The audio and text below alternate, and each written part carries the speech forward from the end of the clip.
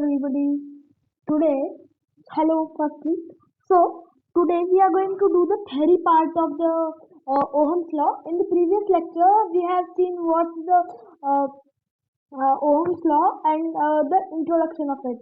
And in it, we have also seen the inverse inverse proportion and the normal proportion, direct proportion. Okay. So today, it is the theory part. I will give you written definitions. I have taken them on a page so that no mistake occurs from me. Okay, so let's start, and we will learn basics of the resistance also, because resistance is a new concept for us. Okay, so Ohm's law. I will repeat when I will write, so no need uh, for the handwriting. Okay, so the electric.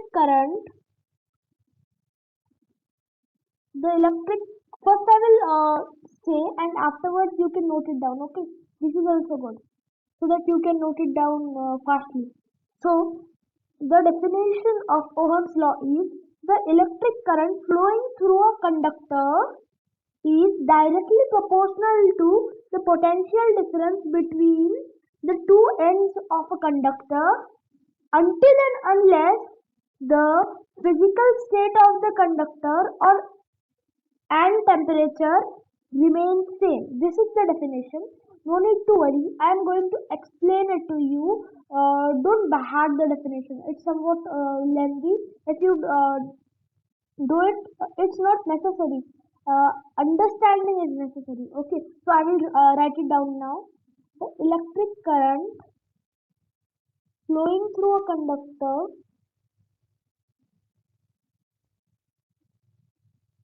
conductor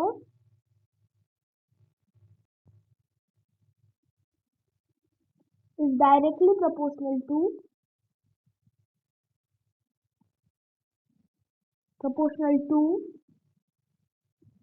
this is proportional, understand this. Is directly proportional to the potential difference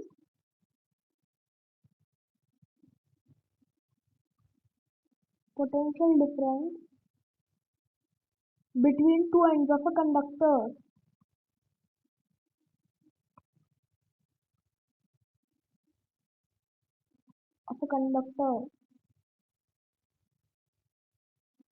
and this will happen until and unless I will tell the sentence now because it will be very large. So until and unless the physical state of the conductor and temperature remains same. Now I will explain it to you. What does this mean? So Ohm's law says that the electric current means the charges flowing through the conductor, like electric current flowing to the conductor is directly proportional to the potential difference between 2 points. See, this is a why. Oh, I will make it short.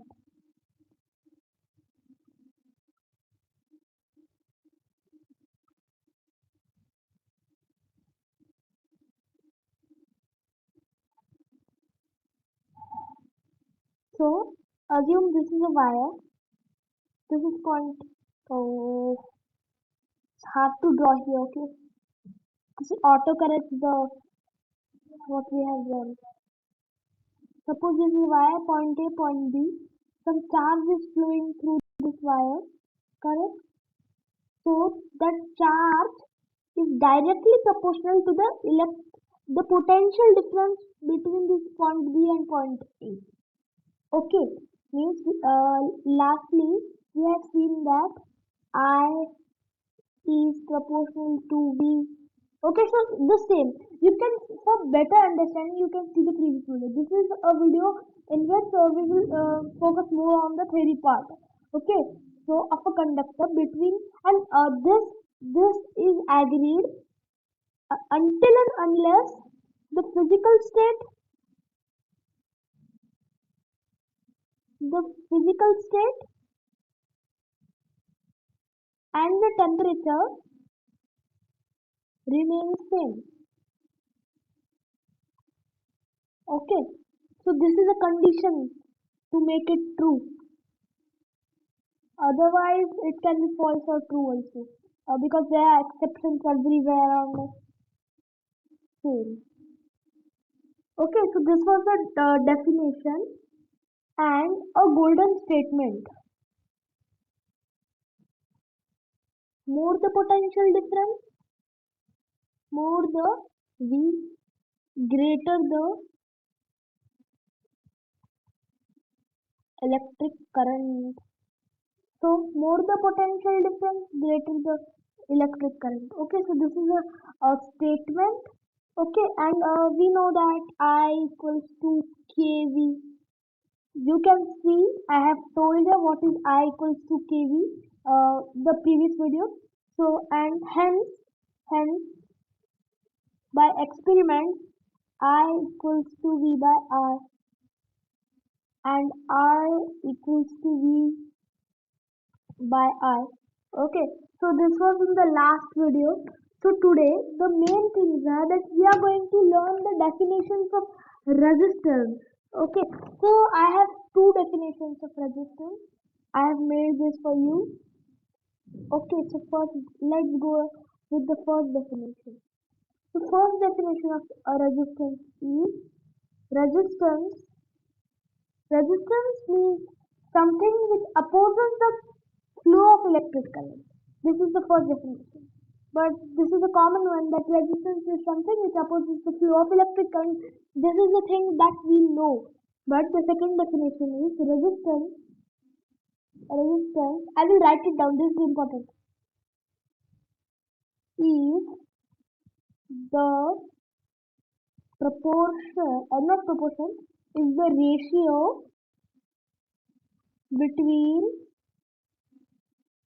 potential difference and electric current. Let me write it down. Potential difference and electric current.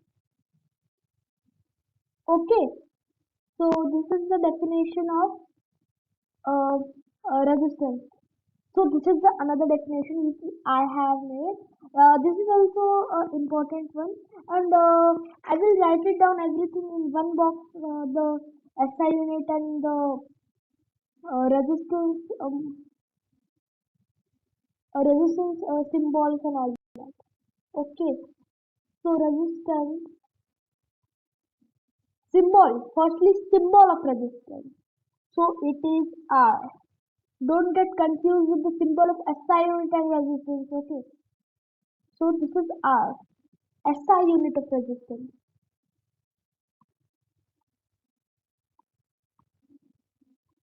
So SI unit is ohm. O small, because this is named after a great scientist. So whenever we name a symbol with a scientist, so the O will be capital, the starting letter will be capital. Okay, not every time O. Okay, so symbol of SI unit of SI unit. The symbol of SI unit is this one. This is new for all of us. Okay, so this is known as omega. This is known as omega. Okay, so means like these are the symbols and all that. Now let me tell you some important points about resistance. Okay, whenever we study any unit or an physical quantity, we have to always know it's a scalar or a vector quantity. So resistance is a scalar quantity. This means that it does not depend on the direction. Means where is the resistance? It does not matter. If resistance exists or not, this matters. Like if a resistor is opposing this side. Okay. So and it is having a capacity of 5 ohms. Okay. And a resistor opposing this side. This is also having 5 ohms. So the both are equal. But in vector quantity, what happens is one becomes minus and one becomes plus. So positive and negative. Okay.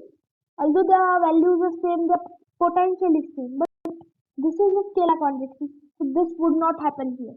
Okay.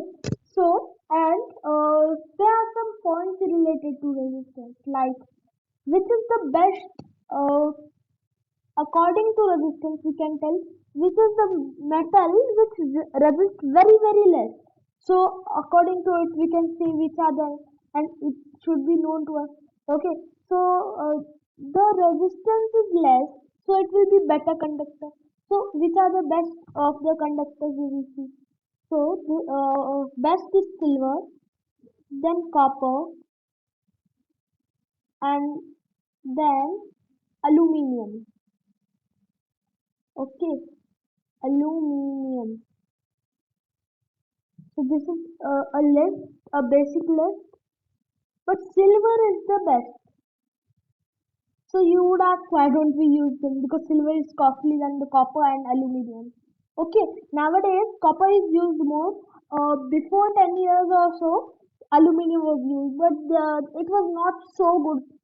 And copper is now they are mining more copper, so it's not so costly as of that time.